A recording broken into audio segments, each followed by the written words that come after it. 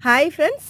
மல்லித்தழை வாங்குனீங்கன்னா, கண்டிப்பா இத செஞ்சு பாருங்க. இட்லி, தோசை, சாதத்தோட வச்சு சாப்பிடுறதுக்கு ரொம்ப சூப்பரா இருக்கும். மிக்ஸி ஜார்ல 2 பெரிய வெங்காயத்த அரிஞ்சு சேர்த்துருக்கேன். கூடவே 1 கட்டு அளவுக்கு மல்லித்தழைய கட் பண்ணி சேர்த்துருக்கேன்.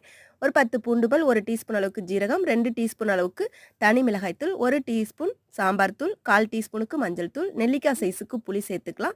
கூடவே தேவையான அளவு உப்பு சேர்த்துட்டு, இத நம்ம அரைச்சு எடுத்துட்டு வந்துரலாம். நல்லா மைய அரைச்சு எடுத்துட்டு வந்தாச்சு. இப்ப தாளிச்சுக்கலாம். மண் சட்டியில 1 டேபிள் ஸ்பூன் அளவுக்கு நல்லெண்ணெய் சேர்த்துட்டு, எண்ணெய் காஞ்சதும் 1/2 டீஸ்பூன் கடுகு, 1/4 டீஸ்பூன் ஜீரகம், 1 வரமிளகாய், 4, 5 பூண்டு பல்ல தட்டி சேர்த்துட்டு, 1 கொத்து கருவேப்பிலையும் சேர்த்து, கொஞ்ச நேரம் வதக்கி விட்டுட்டு, நம்ம அரைச்சு வச்சிருந்த மல்லித்தழை விழுத சேர்த்து, நல்லா கலந்து விட்டுட்டு, மூடி போட்டு ஒரு 10 நிமிஷம் நல்லா குக் பண்ணிக்கணும். எண்ணெய் நல்லா பிரிஞ்சு வரணும். நல்லா கலந்து விட்டு, திரும்பவும் ஒரு 7, 8 நிமிஷம் குக் பண்ணி இறக்குனோம்னா, ரொம்பவே அருமையான மல்லித்தழையில தொக்கு ரெடி ஆயிடும். இது இட்லி, தோசை, சுட சுட சாதத்தோட சாப்பிடும்போது அவ்ளோ டேஸ்ட்டா இருக்கும். இந்த வீடியோ பிடிச்சிருந்தா லைக் பண்ணுங்க. நன்றி, வணக்கம்.